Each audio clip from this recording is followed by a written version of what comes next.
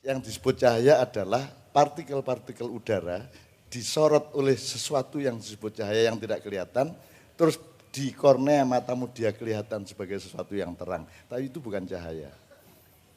Karena Allahu nurus samawati wal ardh, bukan Allahu yunawwir, tapi Allahu nur. Jadi Allah itu sendiri cahaya, maka tidak mungkin cahaya kelihatan.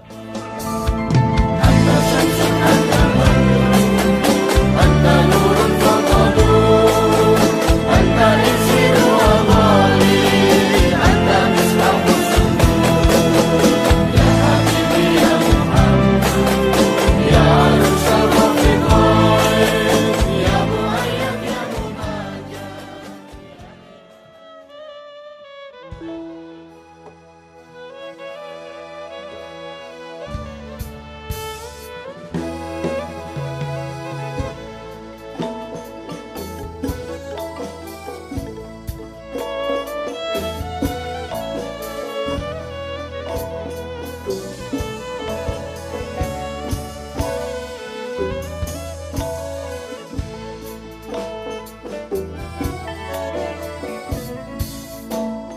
Ube ati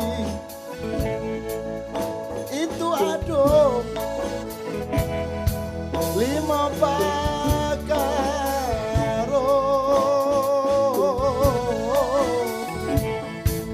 nan pertamo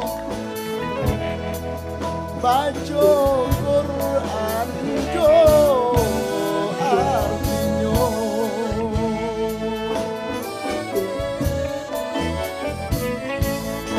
nan kedua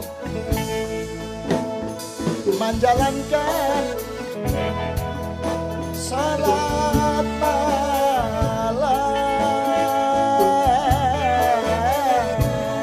nan ketiga kau bakawan do orang soleh.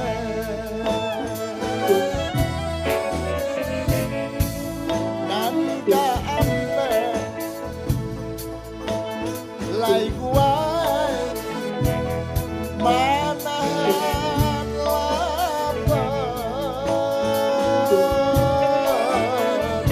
nan kalimo iki amalan ibadahnya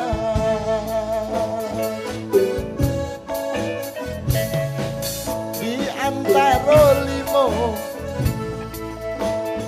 sianan bisa mangarajogan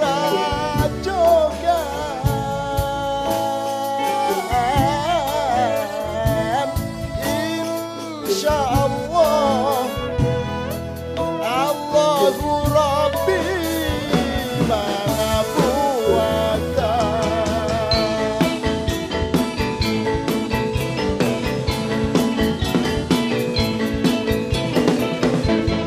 Allahumma Allahumma sholli wa sallim ala sayyidina wa maulana Muhammadin adakana bi'ilmillahi salatan kalimatan kita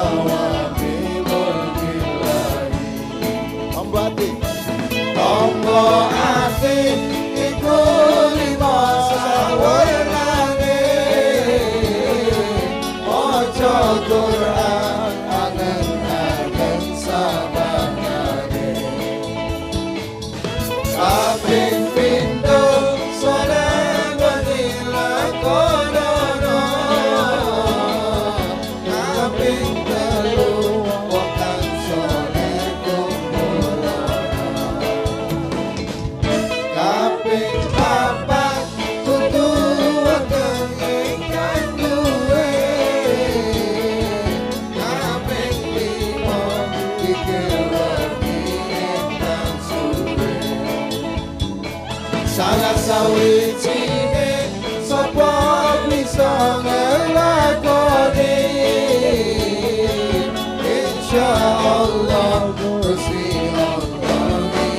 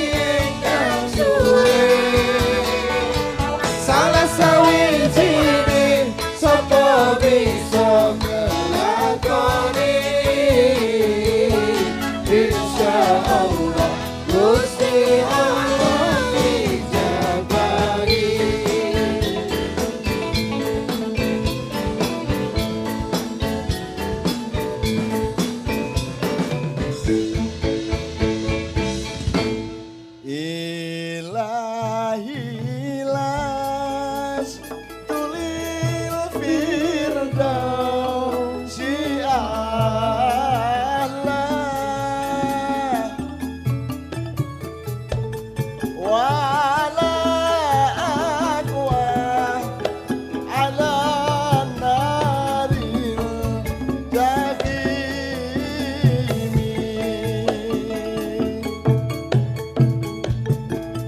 fahabli taubatan waghfir dunubi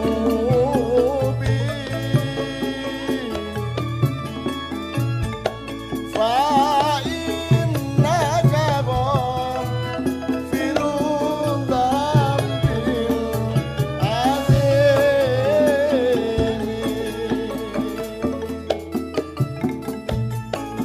dunubi mitlu adadi rimali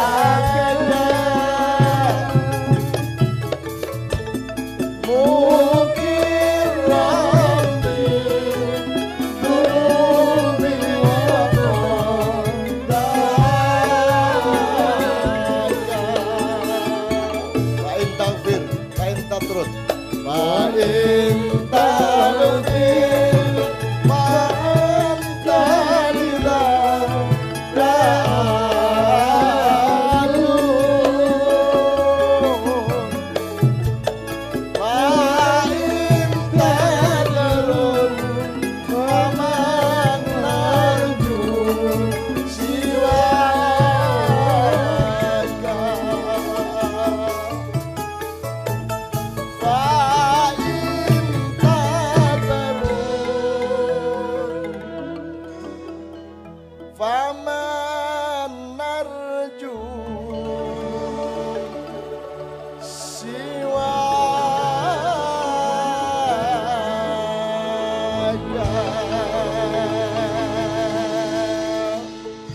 Allahumma sholli wa sallim ala sayyidina Muhammad.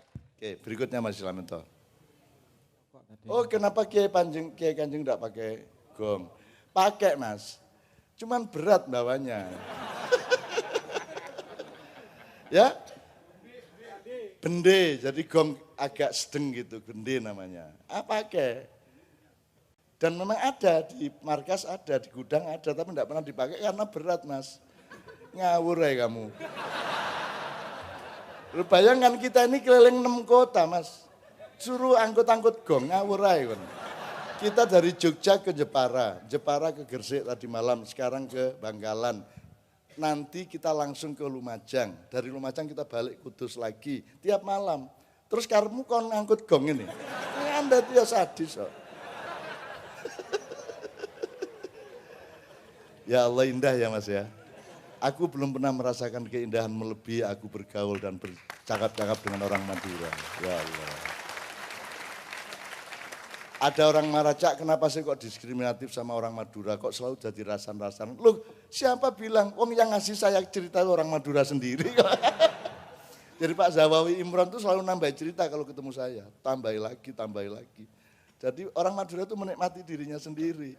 Dan itu paling dahsyat, Allah sangat suka kepada manusia yang berani mengejek dirinya sendiri, yang berani menghina dirinya sendiri, kan itu. Karena nabi-nabi yang indah, yang bagus adalah nabi-nabi yang berani mengakui kedzalimannya. Rabbana dzalamna anfusana wa illam taghfir lana wa tarhamna lanakunanna minal khasirin. La ilaha illa anta subhanaka inni kuntu minadz dzalimin. Allahumma sholli wa sallim ala sayyidina Muhammad. Sudah terjawab semua ya? Yang soal apa tadi? Saya mau jawab Cak yang musik Cak. Ya. Nggih. Tadi Ustadz Muzammil ini cerita teman satu pondok dengan saya.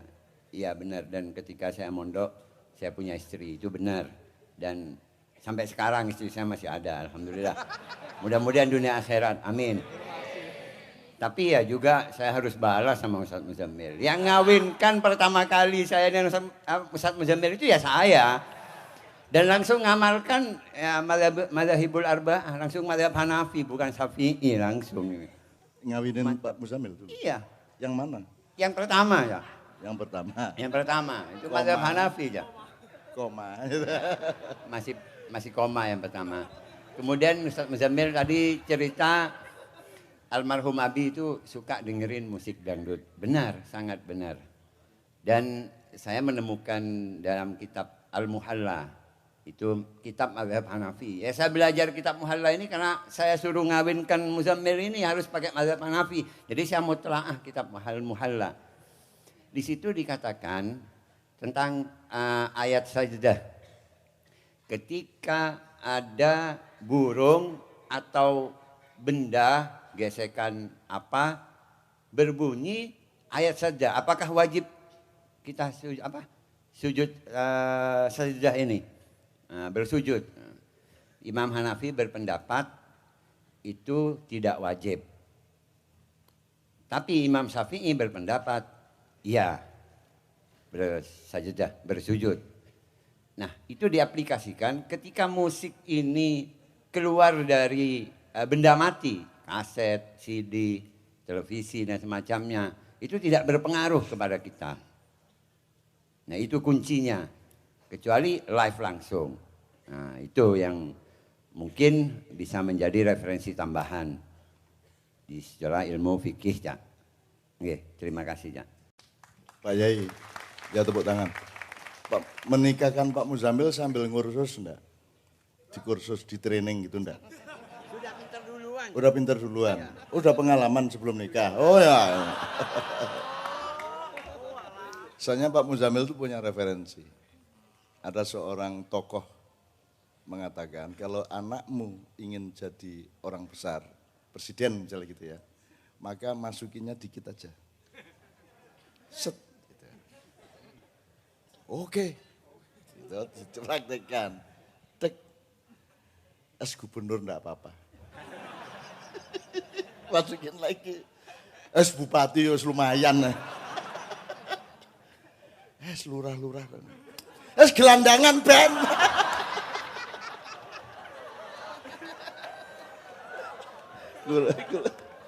Ya Allah, indahnya dunia ya Allah.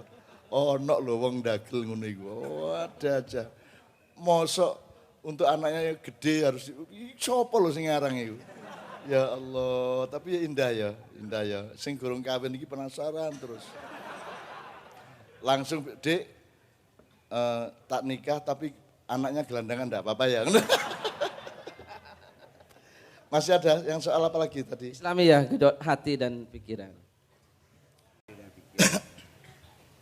Hati itu api, pikiran itu besi atau kayu.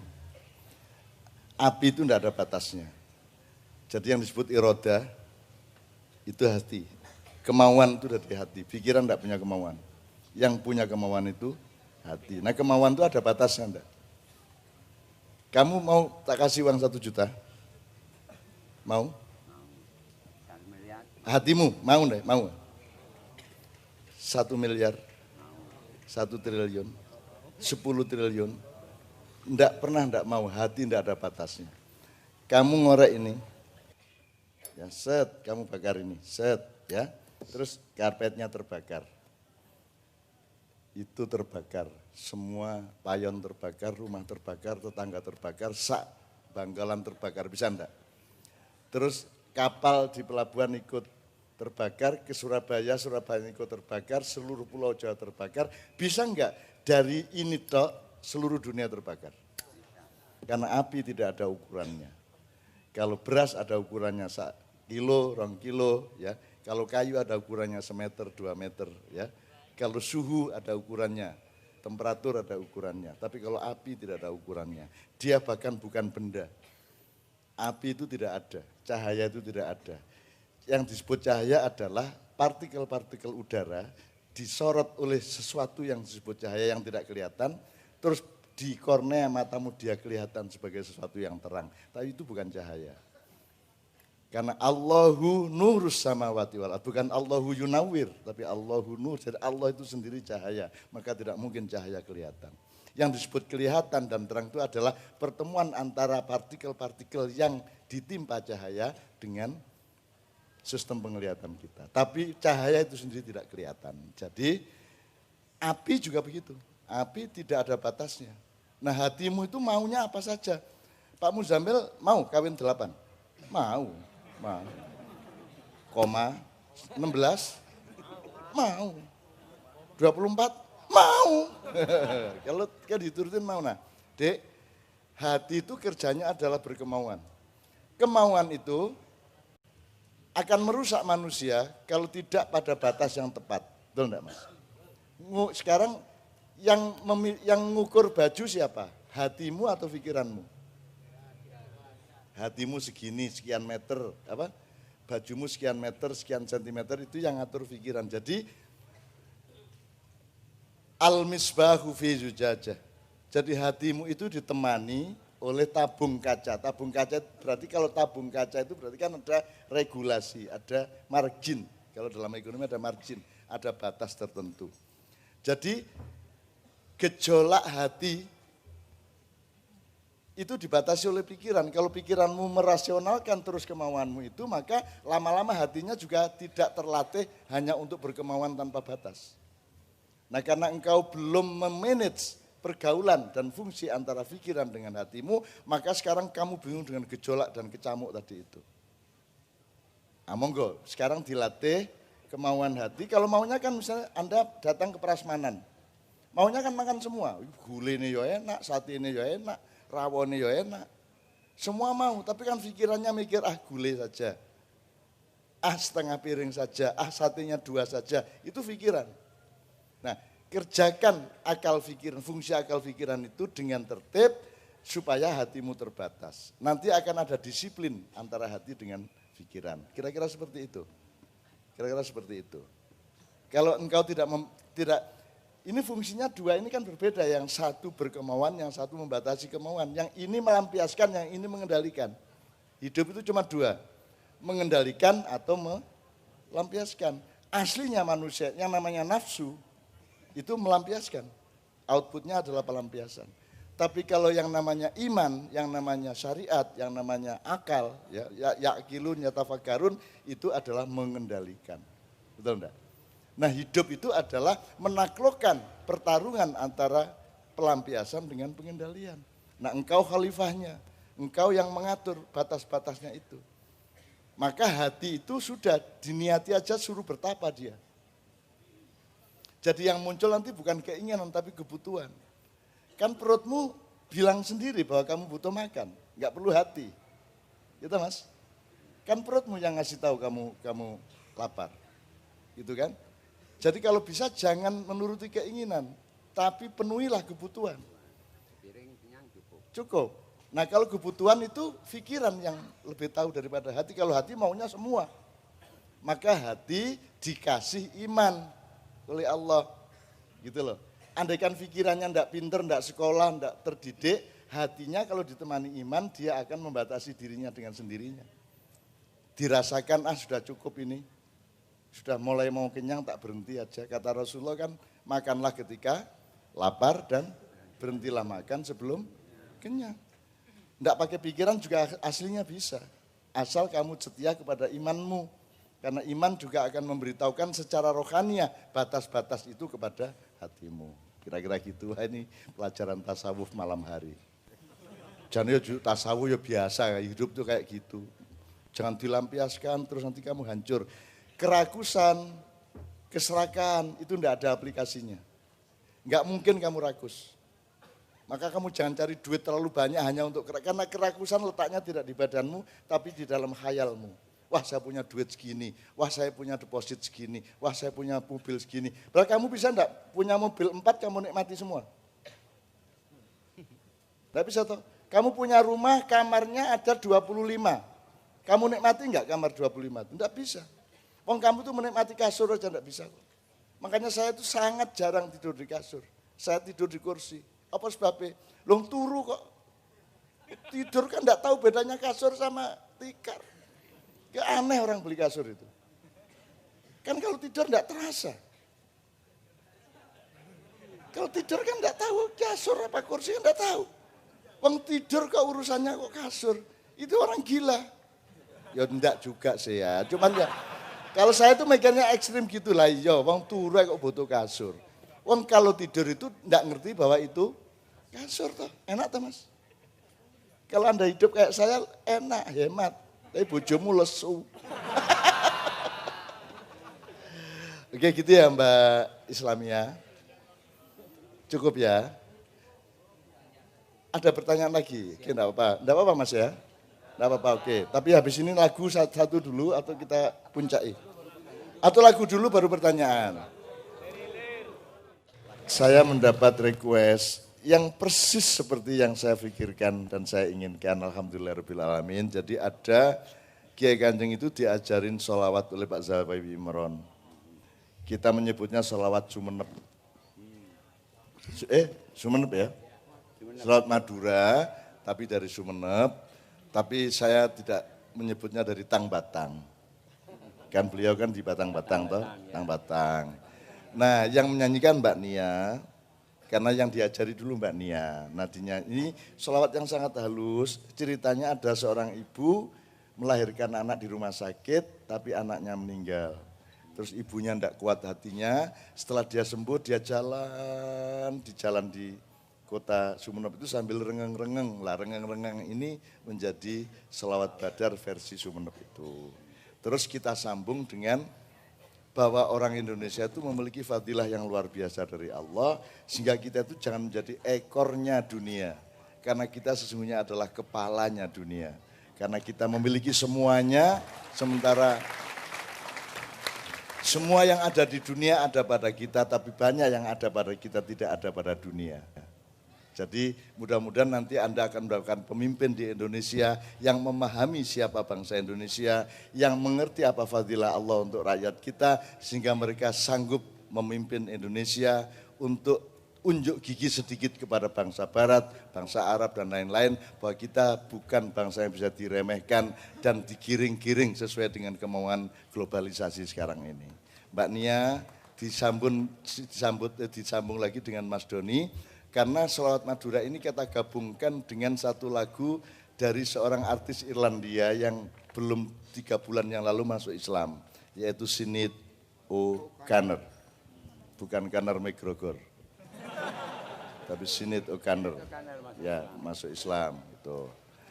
Saya silakan, ini kita khusyuk karena kita ini boleh naik gunung tapi tetap harus siap masuk gua. Boleh berenang di laut tapi harus tetap bisa ada di danau. Jadi kita harus menguasai semua kemungkinan.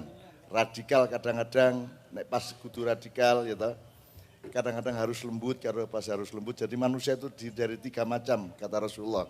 Daging, tulang, daging, dan cairan. Betul ya, kata Rasulullah. Jadi kita itu semuanya. Jadi jangan percaya omongan radikal-radikal, karena manusia kalau tidak radikal, tidak meteng. Kawin itu peristiwa radikal karena dari sekian wanita kamu memilih hanya 1. Itu kan radikal Pak. Kalau kita moderat kita kawin ya dari 10 ya 3 lah 4 yang gitu. Enggak, ini dari 1000 kita hanya ambil 1. Jadi itu satu tindakan yang sangat radikal. Nah kata radikal dalam politik ini jangan mengikat Anda untuk tidak mengakui bahwa radikalitas itu kita perlukan. Anda ngaji itu radikal. Mau ngaji, memaksa diri Anda belajar ngaji, apalagi sampai jadi hafidul Quran, hafidatul Quran, itu kan radikal. Bayangin ngapal sak Quran itu kan radikal banget. Jadi gitu ya. Jadi jangan tertipu oleh kata-kata, jangan tertipu oleh simbol-simbol, oleh lembaga-lembaga yang merusak dunia sekarang ini. Termasuk merokok. Anda merokoklah kalau memang Anda perlu merokok, tapi saya tidak menganjurkan Anda untuk merokok. Saya juga tidak menganjurkan Anda untuk tidak merokok. Ketahuilah dirimu masing-masing perlu rokok apa tidak. Tapi ada fakta, kalau Anda merokok, Anda membantu orang sakit. BPJS. Karena BPJS enggak punya dana, sekarang ngambilnya dari cukai rokok. Jadi begitu Anda menghisap rokok, berarti Anda ikut menyembuhkan orang yang sakit. Ini ya. Sip. Monggo Mbak Nia. Sama Mas Doni di depan aja. Bismillahirrahmanirrahim. Allahumma sholli wa sallim ala Muhammad. Yang dari sini O'Connor judulnya Nothing Compares to You. Dalam Al-Quran disebut walam yakul lahu kufuwan ahad. Laisa kamitslihi syai'un. Ya.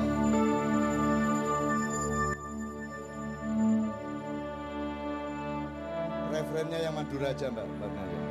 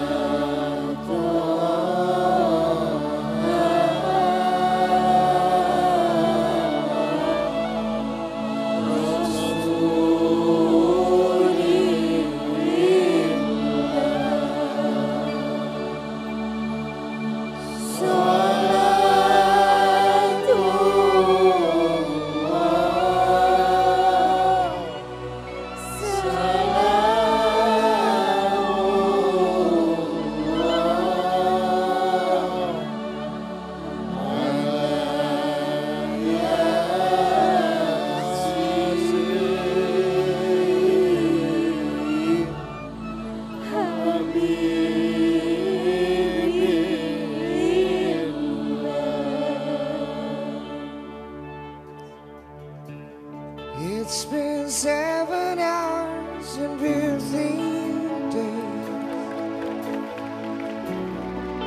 since you threw your love away. I go out every night and sleep all day since you threw your love away.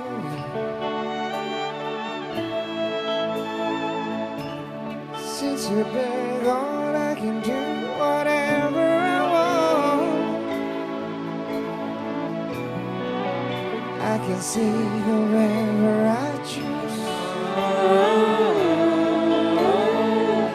I can eat my dinner in a fancy restaurant, but nothing, said nothing, can take away these blues. 'Cause nothing compares to you.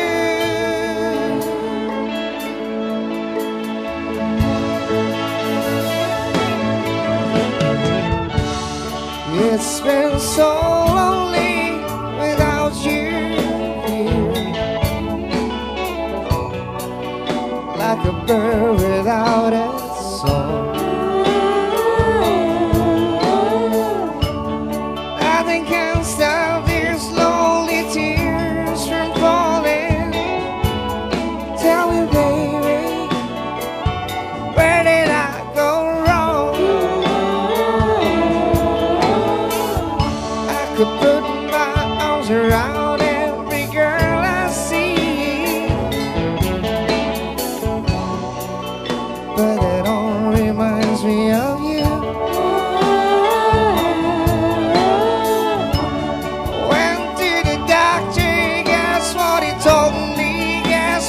Told me, he said, boy, you better try to have fun, no matter what you do. Body's a fool, 'cause nothing compares to you. Because nothing compares to you. Because nothing compares to you. Because nothing compares to you.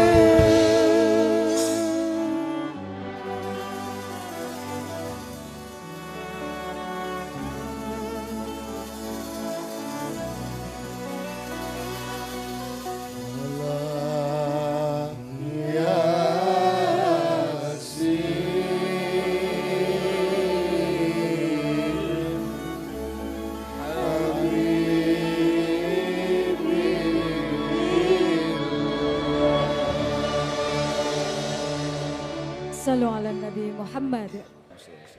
Alhamdulillahirrahmanirrahim.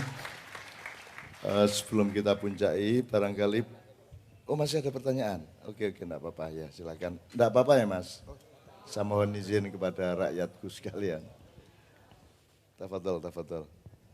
Nanti saya mohon untuk terakhir Bapak memberi pesan barang 2-3 kalimat, pokoknya pesan-pesan terakhir untuk malam hari ini supaya kita pulang untuk sangu tenanan.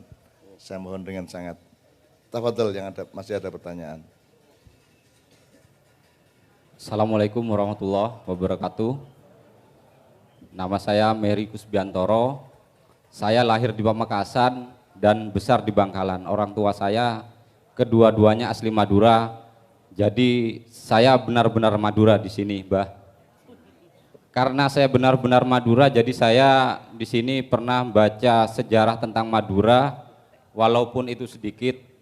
Dan ini perlu diketahui juga, saudara-saudara saya semua di Madura di sini. Setelah saya baca sejarah tentang Madura, saya punya pemahaman bahwa Indonesia itu ada karena Madura. Jadi di sini saya uraikan sedikit pemahaman saya tentang Indonesia itu ada karena Madura, karena Indonesia itu lahir dari konsep Nusantara. Dan Nusantara di situ hadir dengan adanya kerajaan Majapahit di situ. Dan sama-sama kita ketahui bersama dari pelajaran sejarah di SD dulu, ada Adipati Arya Wiraraja, Adipati dari Madura, dari Sumeneb tepatnya. Beliaulah yang mengarsiteki adanya Majapahit, sehingga timbul konsep Nusantara yang akhirnya saat ini dijadikan NKRI. Jadi bangga kita orang Madura sebagai arsitek yang mengarsiteki adanya NKRI di sini. Selain itu tadi juga penjelasan dari Mbah Nun juga, beliau juga tadi memaparkan pada kita bahwa kita bangsa Indonesia di sini bukan ekornya dunia, tapi kepalanya dunia. Berarti kita orang Madura adalah otaknya dunia. Sepakat? Mungkin apa karena saya terlalu Madura jadi saya punya pemahaman seperti itu, saya juga kurang tahu. Cuman pemahaman saya sementara ini sebagai orang Madura seperti itu. Untuk pertanyaan saya, Mbak Nun, saya pernah diberitahu guru ngaji saya waktu itu, beliau bilang, ya beliau sudah almarhum sekarang, beliau pernah bilang bahwa duduknya orang muslim itu di 2 kalimat syahadat. Ya, jadi pertanyaannya di sini, apa yang dimaksud dengan duduknya orang muslim itu di 2 kalimat syahadat itu? Langsung diteruskan Mas sambil ini berlangsung. Bismillah, Assalamualaikum warahmatullahi wabarakatuh. Nama saya Andri Putra dari Bancaran, Bangkalan, Madura. Pertama-tama saya ini malu sebenarnya mau tanya. Kayak anak kecil, Mbah Cak Nun, mohon maaf ya. Ini kita kan punya makom beda-beda. Antara mata itu adalah panglima hati. Saya tuh suka tentang kehidupan alam dan kehidupan dunia.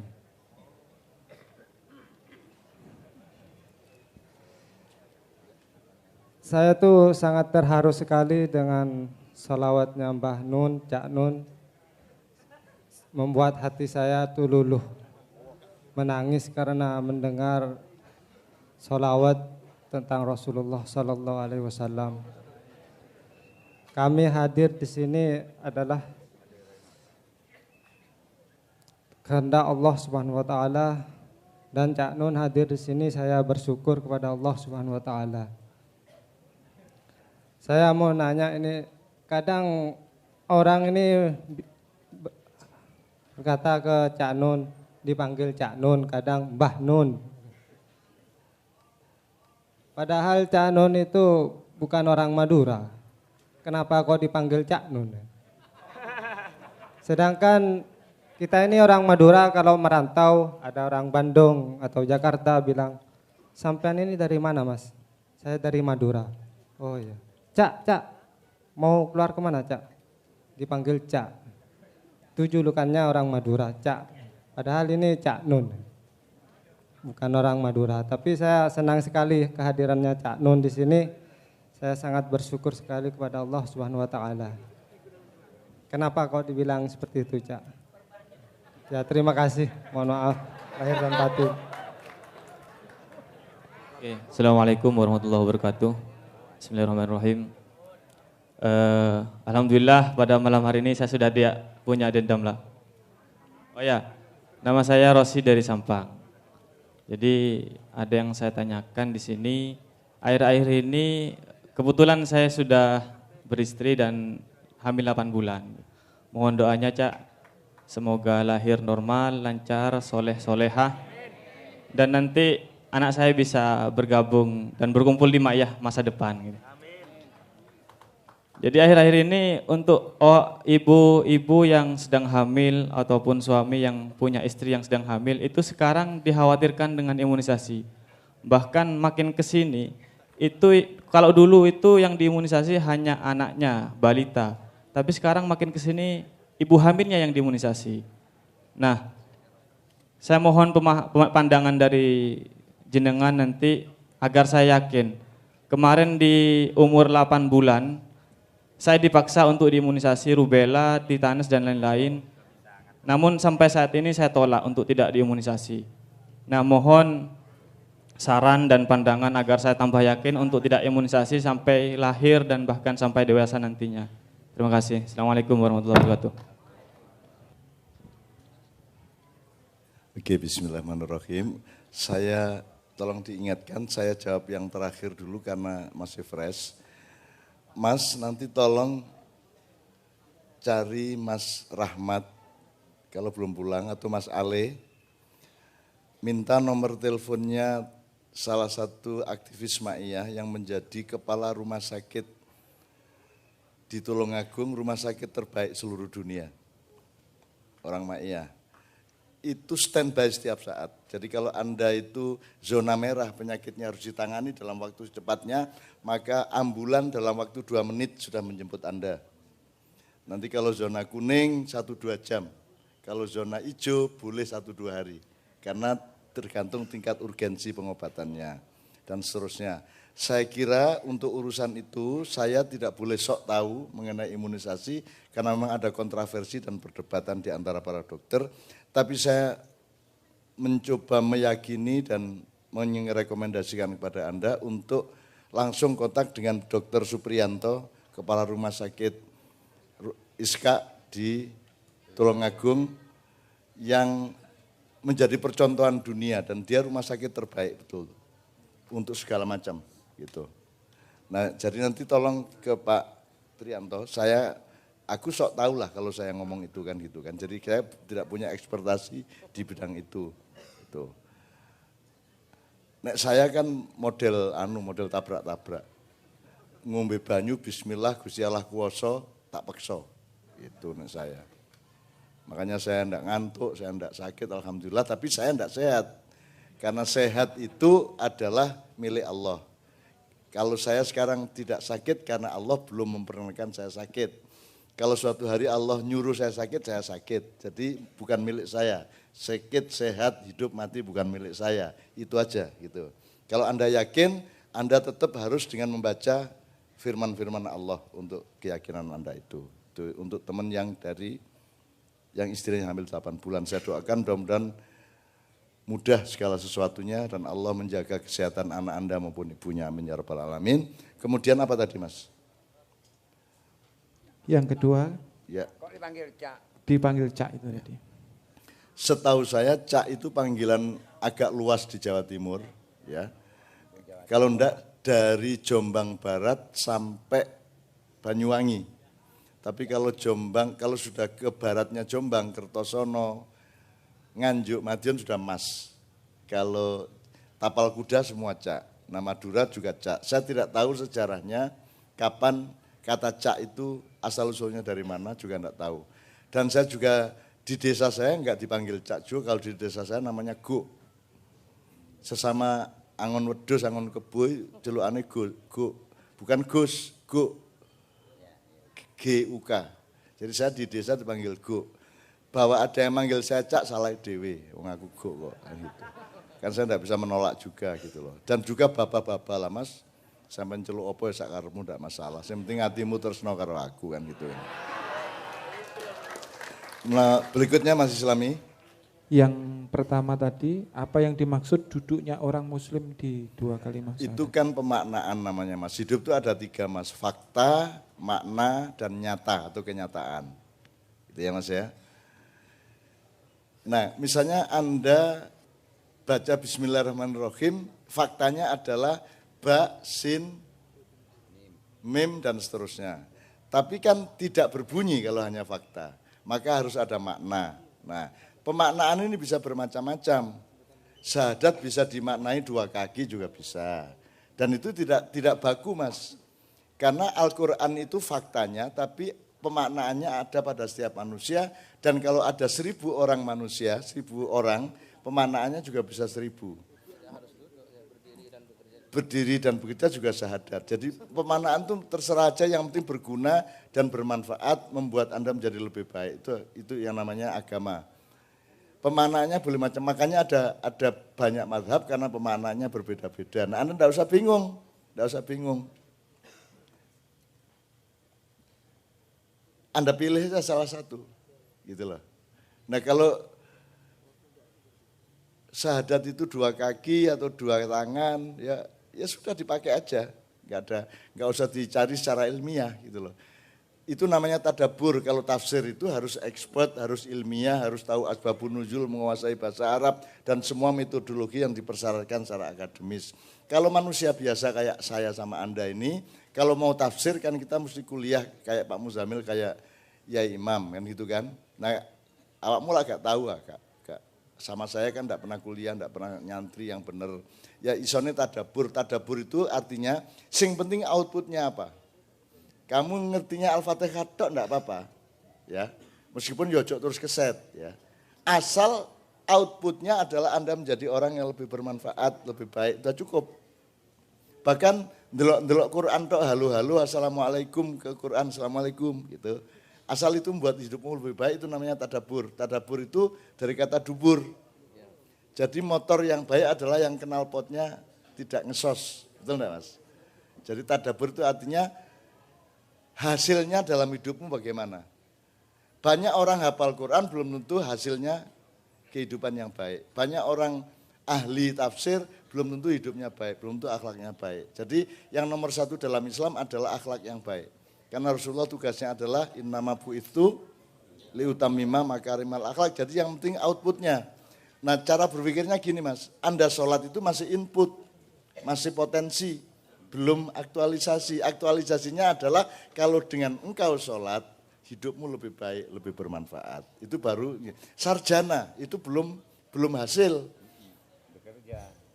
Ya, sarjana, doktor, profesor itu belum hasil, itu belum efektivitas, belum output, belum manfaat. Kalau semakin kamu jadi dokter, profesor, terus hidupmu jauh lebih bermanfaat, baru di situ yang namanya gitu loh, output. Jadi tadabbur itu yang dilihat outputnya, bukan inputnya. Karena sholat kayak apapun bukan prestasi loh, Mas. Prestasi baru terjadi kalau dengan sholat itu tanha anil fahsya wal munkar. Kalau sholatmu tidak menghasilkan tanha anil fahsya wal munkar kan belum prestasi. Prestasinya tidak terdapat pada sholatnya. Job sholatmu kan tidak untuk manusia. Apa manfaatnya untuk manusia? Sholatmu kan untuk nyaur utang kepada Allah Subhanahu wa taala. Nah, untuk manusia hasilnya adalah akhlakul karimah, manfaat sebanyak-banyaknya. Terus rumusnya Rasulullah 3, kamu tidak mencuri, kamu tidak menghina orang, dan kamu tidak membunuh. 3 itu. Antara manusia urusannya bukan iman loh, urusannya adalah manfaat. Sama Allah urusannya iman, syahadat, sholat sama Allah. Tapi dia belum bermanfaat untuk manusia. Saya sholat kayak apapun yang tidak manfaat untuk Anda. Sholat saya baru bermanfaat kalau menghasilkan kasih sayang kepada Anda, menghasilkan kemurahan hati kepada Anda, itu baru manfaat. Itu ya Mas ya. Oke, berikutnya Mas Ilamanto. Sudah habis ya? Oke. Oh, soal Madura, sedikit. Orang Madura seluruh dunia jumlahnya sekitar 7.126.000. Yang hidup di Madura sekitar 6.200. Yang lain menyebar dari tapal kuda sampai Jakarta, sampai surga, neraka, macam-macam. Oke, Madura ndi ono pokoknya. Nah, siapakah orang Madura? Ini masih ada kontroversi pandangan. Jadi orang Madura jelas bukan orang Jawa. Karena wacana, sumber kata dan bahasanya sama sekali bukan Jawa. Betul enggak? Sumbernya justru yang terlihat adalah Melayu. Ada sebuah buah yang mengatakan bahwa orang Madura adalah bagian dari orang Melayu di zaman kuno. Tapi ini satu spesies khusus yang tidak kompatibel sama lainnya. Sehingga mereka kemudian pergi meninggalkan orang Melayu yang terlalu halus-halus, terus berlayar terdampar di pulau yang kering ini gitu ya. Nah, akhirnya memperkeras watak mereka. Jadi orang Madura adalah bagian dari masyarakat Melayu di zaman Mungkin zaman pasca Nabi Nuh. Lah iya, pasca Nabi Nuh itu maksudnya, Nabi Nuh kan anaknya setelah mendarat di Turki Selatan, terus dibagi, ada yang ke selatan, ada yang ke timur, ada yang ke barat. Kalau ke utara udah kutub, kan gitu. Jadi yang ke barat menjadi orang-orang Eropa, yang ke selatan menjadi orang Afrika, yang ke timur menjadi orang-orang Asia. Nah kita adalah bagian dari anak cucunya Nabi Nuh dan masyarakat Nabi Nuh yang dibagi untuk pergi ke daerah timur. Waktu itu jumlah penumpangnya sekitar 125 ya cuman ya Pak. Enggak banyak kok Nabi Nuh itu. Makanya Nabi Nuh itu pengikutnya enggak sampai 200, enggak sampai 150. Sehingga iblis itu sangat menikmati betapa dia sukses dibanding Nabi Nuh. Jadi ketika Nabi Nuh sudah bikin kapal, kapalnya mulai terapung-apung di atas banjir itu, tiba-tiba Nabi Nuh kan terus kesel loh Mas. Anda bisa bayangkan, teknologi modern belum tentu mampu membuat kapal seperti Nabi Nuh yang tahan gejolak banjir yang begitu besar dan ada kurungan binatang yang jumlahnya 1000 lebih. Bayangin Mas. Naik penumpangnya wong tok gampang, tapi ini kan tidak boleh macan dideketin sama kambing, kijang, tidak boleh. Jadi ini maintenance teknologinya kapal Nabi Nuh luar biasa. Itu belum harus tidak boleh ada populasi. Tidak boleh ada yang beranak, nanti tenggelam kalau manak kabeh kewan sewu.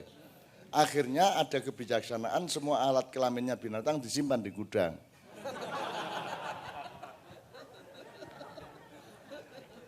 Asik.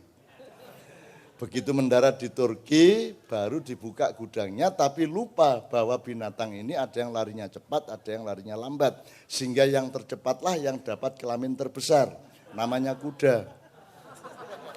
Kuda but dapat paling gede. Sapinya kalah lari, begitu kuda sudah keluar gudang, sapinya baru datang. Terus lihat kelamin kuda, terus gedek-gedek.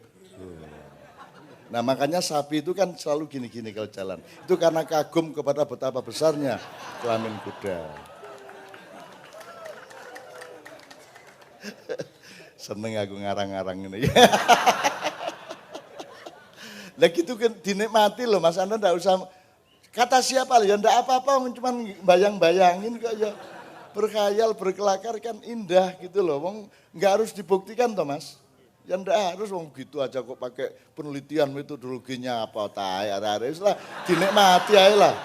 Dinikmati lah. Hidup itu nikmat kok. Gitu aja kok pakai metodologi. Enggak semua hidup harus akademis loh Mas. Enggak semua harus ilmiah, enggak. Cinta itu bahkan yang paling tidak ilmiah. Begitu Anda bercinta di malam pertama, Anda jadi bodoh luar biasa. Ya rapi cepet. Nanti malam pertama kamu jadi bodoh. Bodoh gimana? Kamu mesti tanya, iki gunungnya sapa Dik? Ah gitu kan. Lah gitu kok tanya. Kalau istrimu nakal, masih masa gini enggak tahu ya punya emas dong. Kalau Anda enggak bisa berkelakar, enggak usah hidup Anda. Hidup itu ya harus ngarang-ngarang dedek-dedek itu. Asal sholatnya bener gitu, ibadahnya bener. Kalau budayanya harus penuh kelakar. Kelakar itu sumber kreativitas, gitu loh Mas. Kalau enggak terbiasa berkelakar, Anda tidak kreatif. Makanya anak kalau punya anak balita, dilihat dia suka ngarang-ngarang enggak. Semakin dia banyak berkelakar, ngarang yang enggak, berarti dia punya potensi kreatif, punya potensi menjadi mujtahid yang baik. Dibina terus, gitu. Ojo dididik anak oh itu nakal, itu autis. Lo jangan dibunuh anakmu. Kamu kuntit terus, karena itu potensi Allah yang kamu belum ketahui. Anak kecil naik meja kamu marah. Enggak boleh. Loh, bagi dia bukan meja. Meja kan bagi Anda yang sudah gede. Bagi anak kecil itu bukan meja. Itu sesuatu yang menarik terus dia naik gitu loh. Konsep meja kan konsepnya orang dewasa. Lah anak balita kok disuruh menyebut ini meja, ini asbak, ini apa. Lu enggak ngerti mereka. Wong api juga dipegang kok. Kan gitu. Jadi ini pendidikan juga penting Mas. Ini kalau enggak nanti anak-anak kita besok-besok tidak akan kalah sama bangsa-bangsa yang lain. Makanya saya keliling kayak gini supaya Anda terbiasa cerdas. Anak-anakmu akan jadi cerdas. Indonesia akan menjadi mercusuar seluruh dunia. Dan malam ini sangat penting karena terbukti bahwa Indonesia itu ada karena inisiatif Arya Wiraraja mengusulkan kepada Raden Wijaya untuk bikin Mojopahit. Kan gitu. Dan kita Kubilai Khan datang, dipotong kupingnya. Lah kok sekarang malah disuruh masuk? Kan gitu, ya nggak apa-apa lah, nggak apa-apa, gampang nanti kita tak urusin ya supaya. Ya teman sekalian ya, cukup ya Mas Islam ente ya. Alhamdulillahirrahmanirrahim. Sekarang saya mohon dengan sangat barang 1-2 menit, 2-3 menit, Bapak-bapak memberi pesan terakhir, kemudian kita sholawat terakhir, kemudian kita berdoa bersama-sama. Jangan terlalu kenyang, nanti tidak baik akibatnya. Sekarang yang penting tidak perlu paham, tidak apa-apa, yang penting sudah masuk ke sini semua, nanti dia bergerak sendiri. Anda harus percaya bahwa malaikat bekerja di dalam kepala Anda. Malaikat bekerja di dalam hati Anda, di dalam darah Anda. Dan penuhilah darahmu, dirimu dengan malaikat Allah.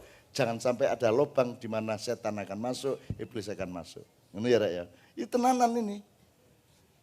Ini beneran. Anda harus sapa malaikat. Kalau ingat sapa, Assalamualaikum ya malaikatillah. Ini ya. Sampean sapa? Jibril ta Mikail? Takon gitu kan. Gitu. Terus jawab, aku Sarfatu Samsi Melayu sampean. Gitu. Dijawab bener sama malaikatnya kan takut Anda jadinya. Nah, santri itu kan sering ketemu setan karena apa Pak? Kalau sak kamar umpet-umpetan, kan nek ono sing ngentut kan kabeh mampu Pak. Nggih. Oh, ngentut tuh? Enggak. Kamu? Enggak, saya mau berdebat sak kamar itu. Sak kamar orang berapa kalau di pesantren? 20. Oh, 20 ya. Ngentut kan wah jadi korban semua. Nggak ada yang ngaku akhirnya nek ngono setan gitu kan. Setan yang kentut. Setannya gak terima.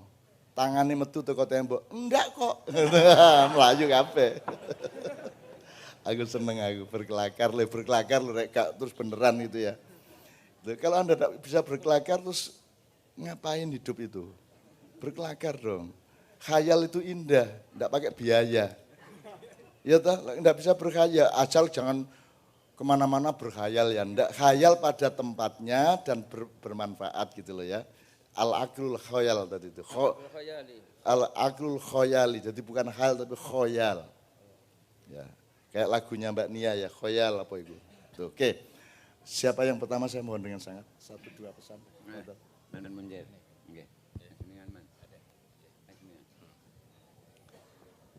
Assalamualaikum warahmatullahi wabarakatuh. Langsung saja saya tahu Cak Nun itu udah sekitar 25 tahun yang lalu. Insya Allah sebelum ada Kiai Kanjeng ini Cak Nun. Sering datang ke Bangkalan mengisi materi untuk anak-anak muda dan mahasiswa waktu itu. Saya sangat bahagia malam ini. Cak Nun setiap datang itu pasti membawa kedamaian dan cinta. Oleh karena itu, saya menyampaikan terima kasih kepada Cak Nun sudah menyempatkan hadir ke Bangkalan, hadir ke salah satu pondok yang sangat baik dan besar begitu. Dan juga saya menyampaikan terima kasih kepada Kiai Haji Imam Bukhari Khalil yang telah mengundang Cak Nun untuk hadir ke Kabupaten Bangkalan. Apalagi sekarang ini suasana politik yang sangat keras. Yang ada, yang banyak itu adalah hoak dan fitnah. Oleh karena itu dengan kedatangan Cak Nun ini yang membawa cinta dan kedamaian, sekali lagi saya menyampaikan terima kasih. Saya sangat berbahagia malam ini. Mudah-mudahan ini memberikan kedamaian buat Kabupaten Bangkalan. Terima kasih. Assalamualaikum warahmatullahi wabarakatuh.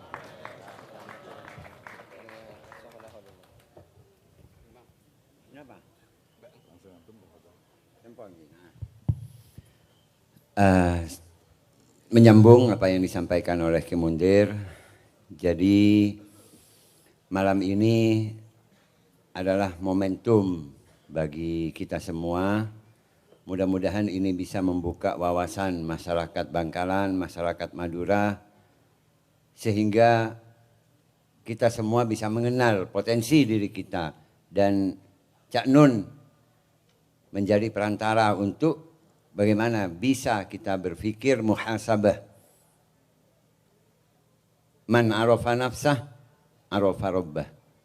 Siapa yang mengenal dirinya sendiri, dia berarti mengenal Tuhannya. Mudah-mudahan dengan mengenal diri kita, mengenal potensi kita, mengenal kemampuan kita, mengenal kekurangan kita, kita akan semakin menjadi hamba Allah yang selalu mendapatkan ridha dari Allah Subhanahu wa taala. Amin, Allahumma amin. Sekali lagi terima kasih kepada Cak Nun, dan sengaja saya ngundang Cak Nun di hallnya almarhum abi saya ini, yang kebetulan waktunya adalah mendekati Pilpres. Saya ingin menyampaikan kepada masyarakat Bangkalan, hidup tidak hanya urusan politik. Walaupun kita hidup butuh politik. Saya tegaskan bahwa politik hanyalah bagian saja di dalam alat perjuangan kita. Tapi masih banyak bagian-bagian yang lain yang juga tidak bisa kita nafikan. Manajemen seperti yang sudah diungkapkan oleh Cak Nun itu adalah kunci dari semuanya. Manajemen waktu, manajemen hidup, manajemen kebutuhan, manajemen keinginan dan semacamnya adalah kunci kesuksesan bagi kita semua. Mudah-mudahan kita mendapat barokahnya Cak Nun. Walaupun dipanggil Cak, kata Cak Nun dipanggil apapun, tapi beliau adalah salah satu cucu zuriyah dari sesepuh-sesepuh kita semua. Dan alhamdulillah malam ini Cak Nun bisa hadir di bumi Bangkalan, buminya Syekhuna Ki Ahmad Khalil bin Ki Abdul Latif. Mudah-mudahan kita semua mendapat barokahnya sesepuh-sesepuh kita bersama. Amin. Allahumma amin. Lihadhihi niyah wa likulli niyatis salihah. Al-Fatihah. A'udzu billahi minasyaitonir rajim. Bismillahirrahmanirrahim. Alhamdulillahi rabbil alamin arrahmanir rahim maliki yaumiddin. Iyyaka na'budu wa iyyaka nasta'in ihdinas siratal mustaqim siratal ladzina an'amta 'alaihim ghairil maghdubi 'alaihim waladdallin. Amin. Assalamualaikum warahmatullahi wabarakatuh. Sebelum Pak Muzamil, Pak Yai, demi Allah saya mendengar pidato panjenengan yang terakhir ini melihat cahaya di depan Madura, di masa depan Madura.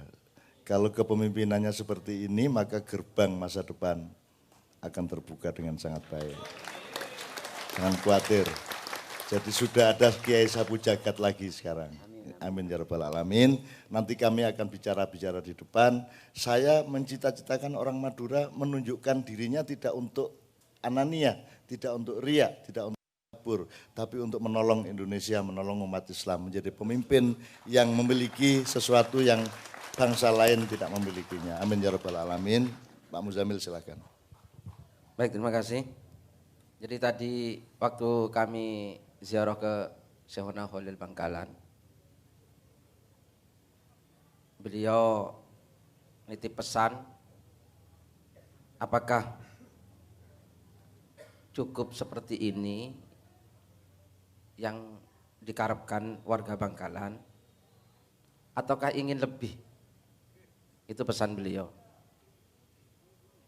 Apakah Bangkalan mau dibikin hanya seperti ini, ataukah mau dibikin lebih sehingga Bangkalan bisa seperti yang dikatakan Mbah Nun tadi. Itu dari Syekhuna Khalil Bangkalan. Itu ya. Dan mudah-mudahan harapan kita dari Bangkalan bisa memperbaiki Madura, dari Madura bisa memperbaiki Indonesia, bahkan dunia. Itu harapan kita. Salah satu hal dulu juga yang saya ingat dari Kiai Khalil Age, abahnya Raimam yang kita kholi malam ini, bagaimana beliau melawan kekuasaan, melawan Pak Harto dengan kecerdasan ala Madura yang luar biasa. Mudah-mudahan itu lahir nanti. Saya terus terang waktu Kiai Khalil Age wafat, saya sudah tidak di sini, saya sudah di Jogja, dan saya meskipun bukan anaknya, kalau Raimam kan anak putra beliau. Saya itu menangis, menangis ketika beliau wafat. karena sosok Kiai Khalil Age. Mungkin itu Syekhona Khalil pada zamannya. Gitu ya. Sesuai konteks tahun 80-an, 70, 80-an lah. Gitu ya. Saya pernah menyampaikan kepada Gus Mus ketika beberapa waktu yang lalu Gus Mus menghadapi masalah pabrik semen di Rembang. Saya sedang ke sana. Bagaimana pabrik semen itu, Gus Mus termasuk sedang jadi rujukan banyak orang. Terus saya ingat kepada pernyataan Kiai Khalil Age. Gitu loh. Saya sampaikan sama Gus Mus dulu ketika Pak Harto mau melakukan industrialisasi Madura, Kiai Khalil Age sebagai ketua Basra itu berkata, kami menolak membangun di Madura. Tapi kalau mau membangun Madura, kami terima. Karena membangun Madura berbeda dengan membangun di Madura. Dan saya sampaikan kepada Gus Mus, jenengan katakan begitu saja Gus. Kalau mau membangun Rembang, kita terima. Tapi kalau mau membangun di Rembang, kita tolak. Oh iya ya, langsung gitu Gus Mus waktu itu. Dan itu udah saya sampaikan sama Gus Mus waktu itu. Dan Gus Mus sangat setuju dengan pernyataan itu. Mudah-mudahan pendapat seperti ini, pandangan seperti ini masih tetap dimiliki oleh ulama-ulama Madura. Gitu ya. Jadi membangun Madura, bukan membangun di Madura. Bahkan suatu saat Presiden Indonesia bisa berkata, kami menolak membangun di Indonesia. Tapi kalau membangun Indonesia, kami terima. Gitu ya. Karena apa gunanya berdiri gedung-gedung yang tinggi bertingkat, perusahaan-perusahaan besar, kalau bukan milik kita semua, tapi milik orang lain. Tidak ada gunanya. Gitu. Saya kira itu kata terakhir, mudah-mudahan ada manfaatnya. Assalamualaikum warahmatullahi wabarakatuh. Terakhir begini, Pak Yai, Pak Muzamil dan semua teman-teman saya. Jadi tadi beliau Syekhona Khalil itu melihat bahwasanya Madura sekarang sudah 7 gitu ya, sudah bisa 7. Tapi beliau melihat sebenarnya bangsa Madura dan umat Islam Madura itu bisa mencapai 9. Oleh karena itu harus ada ijtihad, harus ada upaya, harus ada istighosah, harus ada tajahud ya, ke dalam diri maupun keluar ya, agar supaya kita membangun kembali apa yang sebenarnya bisa kita bangun. Itu pesan beliau tadi. Dan beliau itu sebenarnya bukan tanya, beliau tuh ngasih tahu kamu itu bisa 9, kenapa kamu puas dengan 7 gitu loh.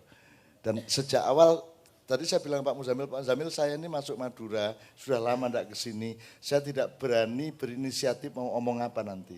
Maka kita ziarah ke sana dan selesai ziarah, saya bilang sama Muzamil, sudah ketemu Pak Muzamil, apa yang harus kita lakukan malam hari ini.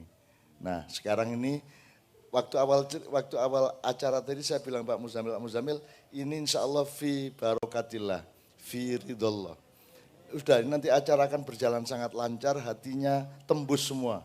Kasaf semua, itu betul-betul oleh Allah dilancarkan semua. Dan alhamdulillah sampai hari ini Allah, sampai detik ini memang itu yang terjadi. Jadi teman-teman sekalian, saya kira malam ini bukan sekedar khol, bukan sekedar pertemuan, bukan sekedar diskusi, bukan sekedar mencari ilmu. Malam ini menurut saya adalah kelahiran baru Madura untuk masa depan. Kalau saya boleh setengah pesan, tokoh-tokoh Madura, kalau keluar Madura, itu tolong percaya kemaduraannya. Jangan terkontaminasi, artinya jangan merasa lebih rendah dari Jakarta, terus ngemis-ngemis di Jakarta. Jangan. Madura, kita ini Madura. Punya keunggulan yang macam-macam. Gitu loh. Bukan kita mau menonjol-nonjolkan diri, tapi nyun sewu Pak, memang beberapa tokoh kita yang begitu masuk Jakarta, dia menjadi underbo. Ya. Nah ini kita harus tembus ini.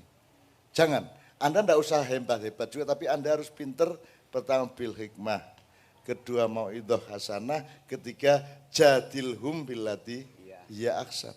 Kita terapkan itu. Jadi kita jangan ngetarani ya, jangan terlalu menonjol-nonjolkan diri, tapi pinter untuk melangkah di Jakarta. Karena Jakarta ini jahat. Kalau Anda tidak percaya diri dan kalau Anda tidak beristiqomah, wa'tasimu bihablillah, Anda di sana akan terkontaminasi, terus merasa rendah diri, terus Anda bersikap seperti pengemis, takut bersikap. Terus ngomongnya hanya siapa tahu saya masih bisa jadi menteri, siapa lu. Enggak, kamu itu seharusnya presiden kok. Kok masih membayang-bayangkan siapa tahu jadi menteri, siapa tahu jadi Menko, siapa tahu jadi ketua Mahkamah Konstitusi dan seterusnya. Mestinya Anda itu lebih dari itu. Itu yang diungkapkan, dipesankan oleh Mbah Khalil tadi, Pak Isya gitu ya. Amin ya rabbal alamin. Ya Allah, berkailah, kabulkanlah, tolonglah dan tuntunlah semua saudara-saudaraku di Madura ini. Allahumma sholli wa sallim ala sayyidina Muhammad. Kita sholawat terakhir, sholatun minallah wa alfa salam li bangsa Madura, li Anda semua.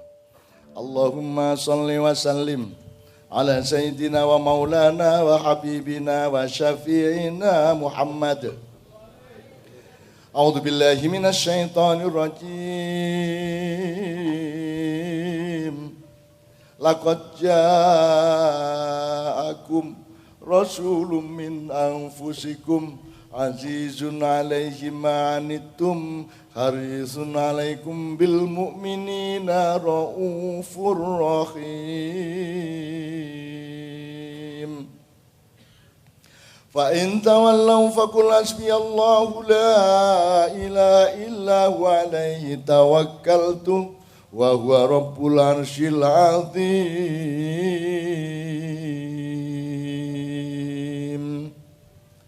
Bersama-sama. Innallaha wa malaikatahu yusalluna 'alan nabi. Ya ayyuhalladzina amanu sallu 'alaihi wa sallimu taslima. Allahumma salli wa sallim wa barik alaihi.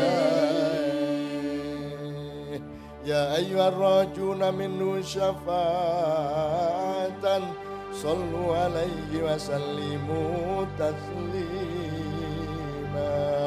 Allahumma salli wa sallim ashrafas salati wa taslim ala sayyidina wa nabiyina Muhammadin ar-raufir rahim. Allahumma salli wa sallim wa barik alaihi. Wa ya ayyuhal mustaquna ila ru'ya jamal Muhammad sallu alaihi wa sallimu taslima.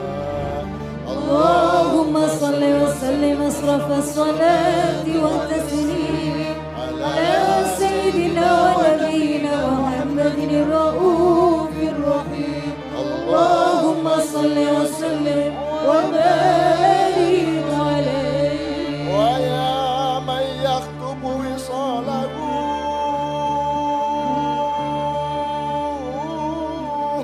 يقظة ومناما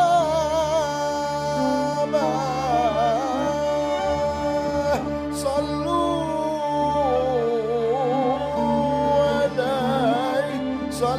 عليه وسلموا تسليما. اللهم صل وسلم أشرف الصلاة والتسليم على سيدنا ونبينا محمد الرؤوف الرحيم. اللهم صل وسلم وبارك عليه. Ya Allah, kabulkanlah berkailah untuk semua saudara-saudaraku bangsa Madura, khususnya Bangkalan, khususnya semua yang berkumpul pada malam ini. Ya Allah, hamba-hambamu yang Engkau kasih, yang Engkau fadilai, ya Allah. Salatun minallah wa alfa salam alal Mustafa syarifil maqam. Salatun minallah wa alfa salam على المصطفى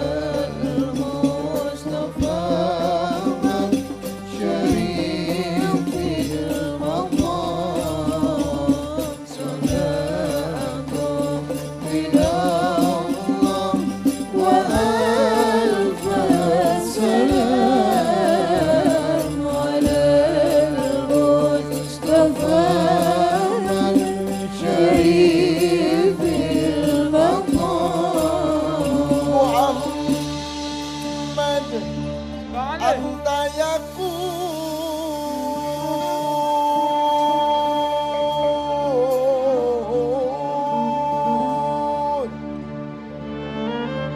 Muhammadun basharun walakin laisa kal bashari bal huwa yakun.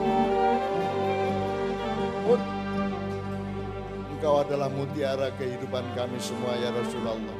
Dan saudara-saudaraku Madura adalah mutiara tersendiri di Republik Indonesia ya Allah. Gosoklah mereka menjadi penuh cahaya, menjadi pemancar cahayamu di seluruh Nusantara dan dunia ya Allah. Muhammadun basyarun walaysa kal basyari bal huwa yakun bal huwa yakun.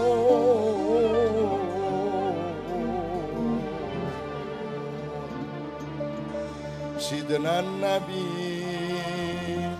Sidna Nabi Sidna Sidna Nabi Sidna Nabi Sidna Nabi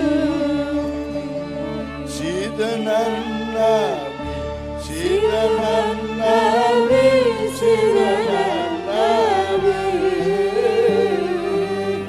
Sidi Muhammad Amin Qudri Habibin Nabi Sidi Muhammad Amin Qudri Habibin Nabi Sidna Nabi Sidna Nabi Sidna Nabi Sidna Nabi Sidna Nabi Sidna Nabi Sidna Nabi Sidna Nabi Sidna Nabi Sidi Muhammad Amin Qudri Habibin Nabi Sidi Muhammad Amin Qudri Habibin Nabi أحمدك اللهم حمدا مستميت هذا عطاياك التي لا تنحاشي مصليا على ختام الأنبياء والآل وصحب الهداة الأسقياء والآل وصحب الهداة الأسقياء Sidna Nabi Sidna Nabi Sidna Nabi Sidna Nabi Sidna Nabi Sidna Nabi Sidna Nabi Sidna Nabi Sidna Nabi سيدي محمد أمين قدبي حبيب النبي سيدي محمد أمين قدبي حبيب النبي Sidi Muhammad Amin Qutbi Habibin Nabi Allahumma salli wa sallim wa barik alaihi. Layan sawu puntungan. Bismillahirrahmanirrahim. Alhamdulillahi rabbil alamin. Allahumma salli wa sallim ala sayyidina Muhammad wa ala alihi wa sahbihi.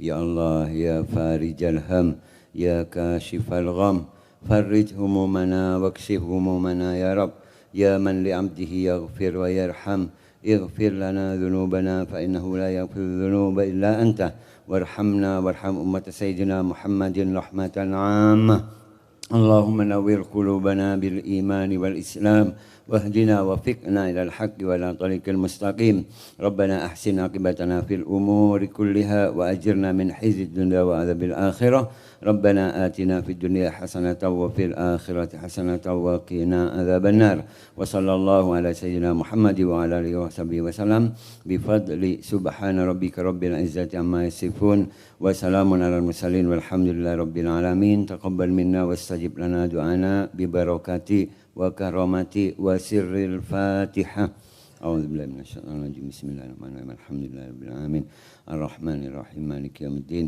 إياك نعبد وإياك نستعين اهدنا الصراط المستقيم صراط الذين أنعمت عليهم غير المغضوب عليهم ولا الضالين آمين